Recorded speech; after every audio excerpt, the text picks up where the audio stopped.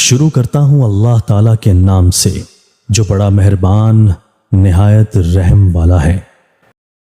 اللہ اپنے پیاروں کو آگ میں نہیں ڈالے گا۔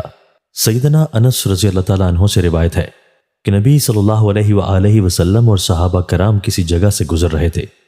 راستے میں ایک بچہ آ گیا۔ اس بچے کی ماں نے جب لوگوں کو آتے دیکھا تو اسے خطرہ لاحق ہوا کہ کہیں میرا بچہ قافلے کے نیچے ہی نہ روندا جائے۔ وہ دوڑی اور اس نے فوراً اپنے بچے کو اٹھا لیا اور میرا بیٹا پکارتی رہی۔ صحابہ رضی اللہ عنہم نے عرض کی، اے اللہ کے رسول، یہ عورت اپنے بیٹے کو کبھی آگ میں نہیں ڈالے گی؟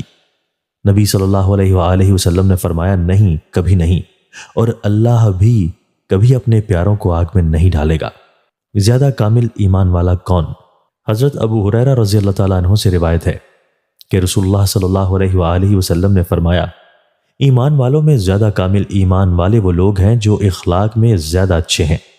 تشریح: مطلب یہ ہے کہ ایمان اور اخلاق میں ایسی نسبت ہے کہ جس کا ایمان کامل ہوگا اس کے اخلاق لازماً بہت اچھے ہوں گے، اور الحظہ جس کے اخلاق بہت اچھے ہوں گے اس کا ایمان بھی بہت کامل ہوگا۔